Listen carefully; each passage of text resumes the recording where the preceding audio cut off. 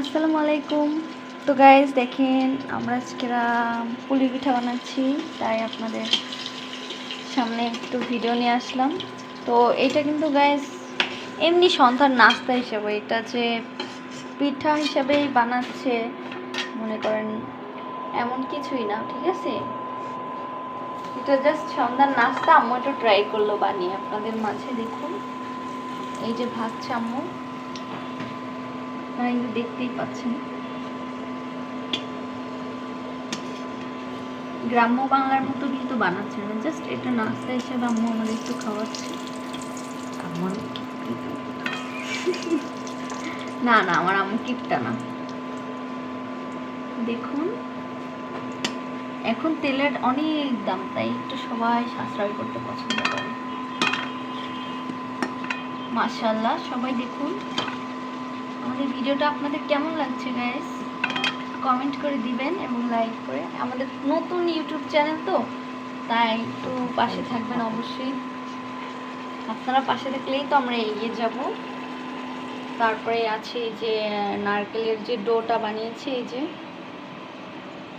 বুঝছেন গাইস, আপনারা কিন্তু এভাবে বানাতে পারেন ঘরোয়া কিছু উপকরণ দিয়ে সহজেই। দেখলেন তো আপনারা। এখন আম্মু আবার শিল নোড়ায় বেলে, বুঝছেন, এটা আরও সহজে তাড়াতাড়ি হয়ে যায়।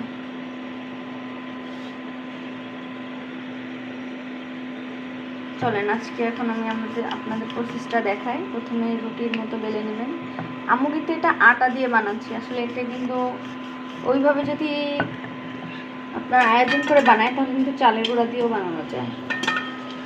এখন নারকেলের ডোটা দিয়ে দিল। আপনি কিন্তু আপনার প্রয়োজন মতো সাইজ দিতে পারেন। আম্মু ছোটো করে বানাচ্ছি যেহেতু এটা নাস্তা, এটা তো আমরা এখনই খেয়ে ফেলবো, খুব বেশি দেরি হবে না। বানাতে যতটুকু টাইম লাগে খেতে কিন্তু তার থেকেও কম টাইম লাগে। খুবই অসাধারণ একটা ডিজাইন দেবে, দেখতেই পারবেন আম্মু। এটা কিন্তু আপনারা সহজে বানাতে পারবেন, জাস্ট আটা, গুড় ও নারকেল দিয়ে। দেখুন আম্মু কি সুন্দর করে হাত দিয়ে মুড়ি মুড়ি দিয়েছে। এবারে এই যে তেলে দিয়ে দিচ্ছে।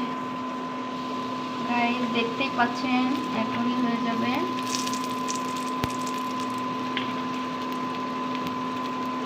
তো গাইস এই ছিল আমাদের নাস্তা। সবাই ভালো থাকবেন, আমাদের পাশে থাকবেন, লাইক দিয়ে সাবস্ক্রাইব করে দিবেন। আল্লাহ হাফিজ, আসসালামু আলাইকুম।